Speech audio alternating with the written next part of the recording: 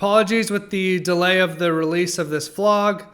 I was sick for a while and I was unable to record, and I also had to do all of the editing on this entire vlog for the first time, so there was a ton of growing pains there. I know there's a couple issues with some of the bet sizes and some of the transitions, but I'll definitely get better at that over time. Shout out to my previous editor, Beatrice. I really appreciate everything she's done for me. She did an outstanding job editing all the vlogs that are already on the channel. She is currently going through college and the workload's getting a little bit more difficult, so she no longer is going to have time to be editing, so I'm going to be trying to do my own editing from here on out. I just wanted to say that I really appreciate everything that she's done for me. This session was played at Champions in Houston, Texas. Primarily play all of my sessions there now. It was a 5-5 game that became a 5-10 game, and I hope that you guys enjoy. Session with a $20 straddle and the nit/stand-up game. The golfer opens it up to 55 from the low jack, and both the hijack and the cutoff player make the call. I decide to make a slightly loose peel on the button, and I call with 3 deuce of hearts. I'm incentivized to play hands in the nit game, and I don't expect the blinds to be 3-betting too often in this specific configuration, so I think being in position here, even with a marginal hand, is probably fine here. The straddle decides to call, and we go 5 ways to the flop with the pot at $290. The flop is the 9 of diamonds, 6 of hearts, 3 of spades, giving me bottom pair, a backdoor straight, and a backdoor flush. It checks to the golfer and he continues for 125. The hijack player calls, and I think I have a pretty standard call here. I don't love having bottom pair here with the action in front of me, but I think being in position with 2 back doors, I probably have to call for this sizing. I do make the call, and the straddle decides to also make the call, and we go 4 ways to the turn with the pot at $790. The turn is the jack of diamonds, a pretty horrendous card for our overall hand. With this much interest in the pot, I'm looking to just fold my hand versus any aggression. Thankfully, it checks around and I get to see a free river card. I think I'd be more inclined to bet for denial if we weren't 4 ways, but I expect one or multiple players to continue versus a bet here. So I'm just going to see a river for free. The river is the 6 of clubs, and the straddle decides to lead out for $280. I think this bet is going to be relatively strong into the field, but his sizing here makes me feel like he doesn't have an extremely strong hand. I would expect a 6x combo to be betting a little bit larger here. So I expect to see more often something like a 9x combo. It's hard for him to have too many jack x combos, but it's definitely possible. Something like jack 10 of hearts that had 2 back doors. Regardless, I do think that I have a lot of 6s here. I think I would just call the flop with middle pair, and I would be checking, just as I did with bottom pair here, a lot on the turn. Because we're playing the nit game and that I think can fold versus aggression, I decide to bump it up to $1,000 after we see the 2 folds in front of me. He thinks for a little bit and ultimately does make the fold. We show our 3 deuce to get rid of our nit button, and we start off the session on a high note.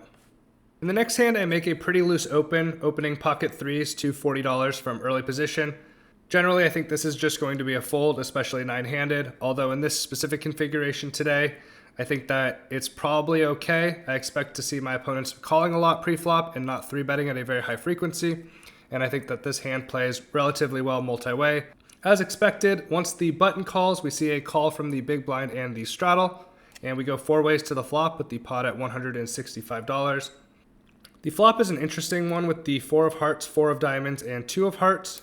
This is going to be a board where I generally have a lot stronger overpairs than my opponents, although I'm very unlikely to have a 4x combo. I don't think they have a ton of 4x combos in their range, so I think I will be continuing here at a decently high frequency. My specific hand is a little interesting. I think it gains a lot from denial, although there's an argument that I just shouldn't be betting into 3 people at a very high frequency. It does check to me, and I decide to c-bet here for a small size, betting about 1/3 pot. I do think that I clean up a lot of equity here and deny the opportunity from overcards hitting the turn or river. Only the golfer calls on the button, and we see the fold from the big blind and straddle. I would expect my opponent to be continuing here with primarily overpairs and flush draws on the flop. I would expect some of his stronger overpairs and stronger flush draws to raise the flop. We go to the turn heads up with the pot at $275, and the turn is the absolutely gorgeous 3 of hearts, giving me the full house now. I think I'm massively ahead of my opponent's range, which now consists of a lot of really strong made hands.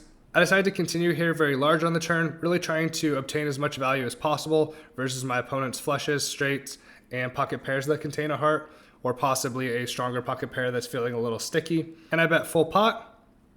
My opponent thinks for a little bit and makes the call. I expect my opponent to primarily be calling here. I do think that some of his nut flush would still be raising here. I think his weaker hands would probably be calling here, including a lot of his weaker flushes. Once my opponent makes this call, I think it is pretty hard for him to have a non-made hand.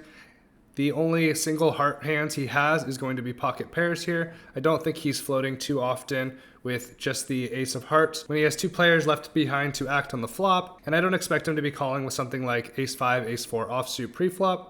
My plan going into the river is to bet very big, hoping to really obtain value versus all these made hands. Unfortunately, the river is the 4 of clubs. Probably the worst river card in the entire deck. If my opponent has a flush or a straight, I'm going to get no value from them. If my opponent has an overpair or a 4, they've now made a stronger hand than I have. Decide to check. Planning on just checking down and raking in this $825 pot. Maybe this is the wrong thought process. Maybe I'm supposed to bet small and try to gain value from his made flushes, but I don't expect any weaker flushes to be calling me here. And I do get in trouble if he does have a stronger full house than me. I elect to check, and my opponent thinks for a little bit, and he puts out a relatively small bet with a size of $300 into this $825 pot. It looks like he is trying to go for value. Once I check on the river, I think a lot of my stronger full houses are probably going to be continuing here. Thought this would be a pretty thin bet from my opponent, and I really didn't expect it from him too often, as I do check back some of my weaker full houses on the river, as well as trapping some of my stronger full houses, and possibly something like ace 4 of spades. Exploitatively, I think that this river is probably way under bluffed, and as I stated on the turn, I think it's very hard for my opponent to even get here with a bluff. All of their single heart combos are now full houses. Ultimately, if I don't think my opponent has a bluff, it comes down to, is my opponent betting for worse value here? And I decided he wasn't. I don't think any weaker flushes are betting here. I definitely don't think a straight is betting here. The nut flush I think is kind of close, but I thought that this opponent would probably be checking back the nut flush here. I have a ton of full houses here still, hands like ace 3, pocket 3s, 5s, 6s, 7s that are all going to be checking here on river at a very high frequency, in addition to a couple traps with stronger full houses like aces, kings, queens, and the occasional ace 4 suited. My opponent bets a hand like the ace high flush draw. He also has to get called by a worse flush, which I think is going to be very unlikely in this specific scenario. So ultimately I did decide to fold here, and unfortunately I just saw one of the worst rivers in the deck. In the third notable hand of the night, we see an early position open from Will to $40. The businessman in middle position makes the call, and I once again look down at pocket 3s, this time from the cutoff. I make the call, and it folds around to the straddle, who decides to 3-bet to $180. Generally, I think this player is going to be 3-betting on the slightly stronger side, but he's using a pretty small size here. So I expect to continue if at least one of the other players call, which I do think they will at a high frequency. Both Will and the businessman call, and I have a pretty easy call here in position. We go 4 ways to the flop with the pot at $735, and I absolutely smash this flop with another set of 3s. The board is 10 of spades, 10 of clubs, 3 of spades, giving me the bottom full house. It checks to the middle position player, who bets $350, just under half pot. I definitely can raise here. I think he's primarily going to have hands like 10x and flush draws. I'm not sure if he's going to be betting a very high frequency with his weaker pairs. Overall, there's not too many draws on this board though, and I think that if my opponent does have a 10x, they'll put more money in on the turn or river. And if my opponent has a flush draw, I want to make sure that they get an opportunity to either barrel off or catch up. Especially with players behind me, I think it makes a lot of sense to just make the call here, so that's what I do. The 3-better thinks for a little bit, and he makes the call, and Will makes the fold. This pot is quickly getting much larger, and we go to the turn with the pot at $1,785. The turn is the 6 of hearts, really not changing anything here. And to my delight, the 3-better decides to just shove all in for his remaining $1,820. The middle position player quickly puts it in as well, and I have a snap call here, and this pot has ballooned all the way up to $6,320. We decide to run it once, and the dealer goes to the river card, which is the 6 of diamonds. Unfortunately, I get another horrendous river here, And my full house of pocket threes again gets counterfeited. Of course, the middle position player flips over queen 10 offsuit. I think when we get it in here 3 ways, it's almost assured that one of these players has a 10x combo where there isn't a ton of draws. I don't know what the straddler has. I assume something like pocket aces, possibly a flush draw. Regardless, the businessman scoops the majority of this pot. Thankfully, I do win a small side pot as I do cover the straddler, but not how I was envisioning this pot to go. We are once again playing the nit game. I open up Jack 10 offsuit from the hijack to $40. Both the cutoff and the button make the call. Will decides to 3-bet to $240 from the big blind. Will loves to 3-bet, especially in the nit game. He's a very aggressive opponent. Because I think that he's going to be 3-bet squeezing here pretty wide with the nit game in play, I elect to 4-bet to $650. The cutoff and the button players quickly fold. Will thinks for a little bit and makes the call. And we go heads up to this $1,375 pot. The flop is the ace of hearts, 7 of clubs, 5 of clubs. Generally in 4-bet pots, I'm going to be range betting these type of boards. I'm going to have a very strong range advantage here. A lot more of the stronger ace-x combos. I'm going to be 4-bet bluffing with a lot of the weaker ace-x combos, stuff like ace-5 through ace-deuce.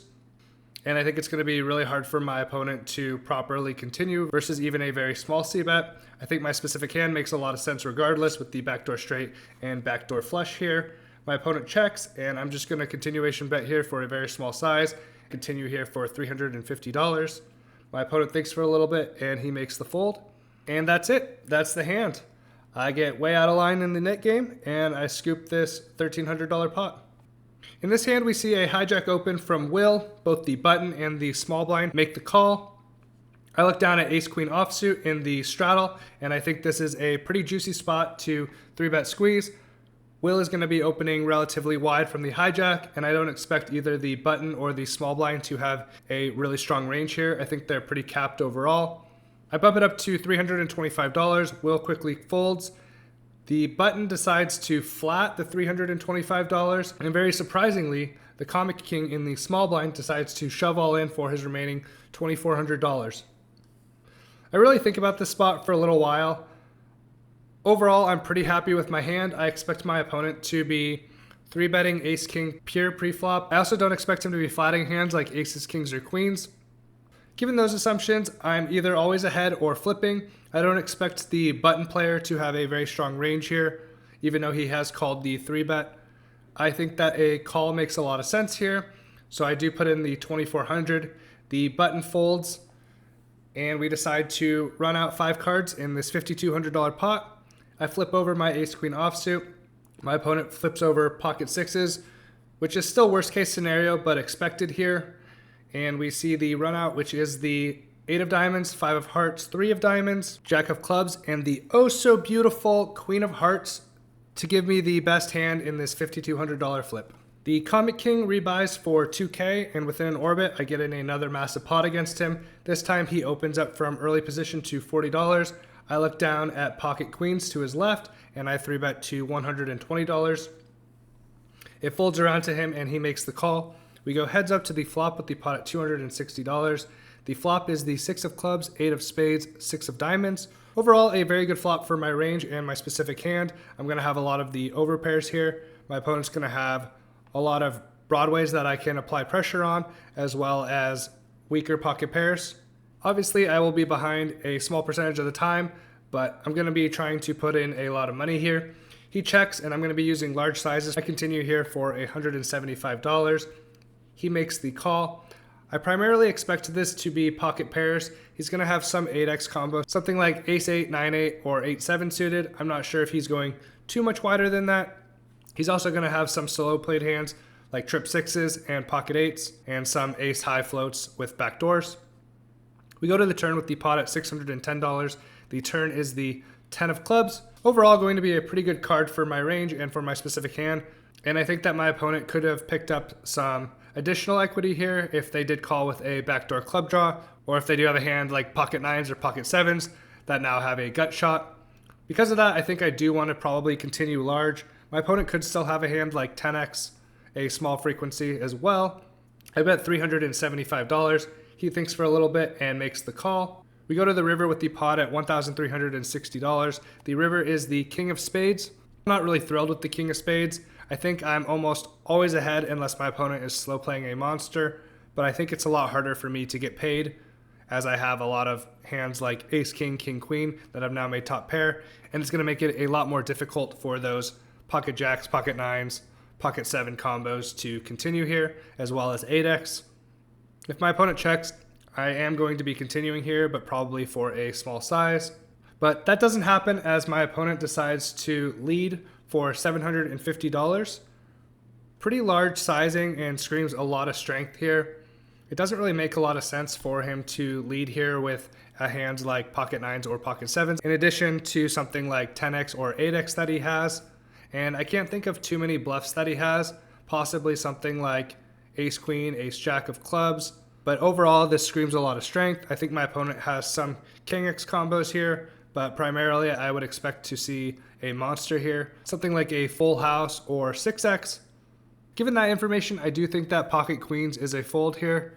My opponent is nice enough to show me the 9-7 of hearts that called pre-flop, flopped a open ender and turned the nut straight.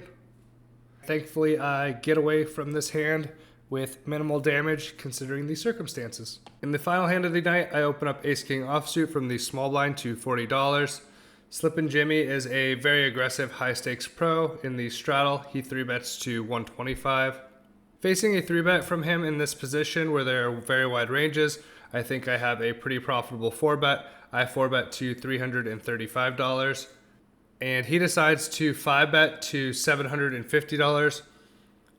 I think we are a little deep for me to want to be shoving here, but maybe it's fine. I very rarely 6-bet. And this time I decide to call. We go heads up to the flop in this 5-bet pot with the pot at $1,505. The flop is the 9 of spades, 5 of spades, 10 of hearts. I check and Slippin' Jimmy continues for a very small sizing of $300. I think given this sizing, I pretty much just have a pure continue.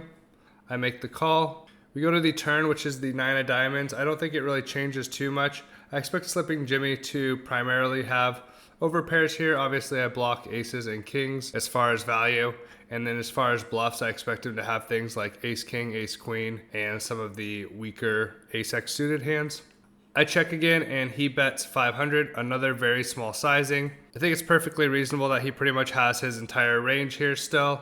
And I again make the call. I think there's definitely some merit to folding here, but I don't think much has changed on the turn. And with his small size, I think that I'm still ahead of all of his bluffs. And if he does have a hand like queens or jacks, I have the opportunity to catch up. The river is the 4 of hearts, essentially a blank in a 5-bet pot. He could have something like ace 4 suited, but outside of that, nothing really should change. I check again, and this time he decides to shove all in for about 2,700. So going small bet, and massive bet in this 5-bet pot. He's not really telling a super good story in my mind.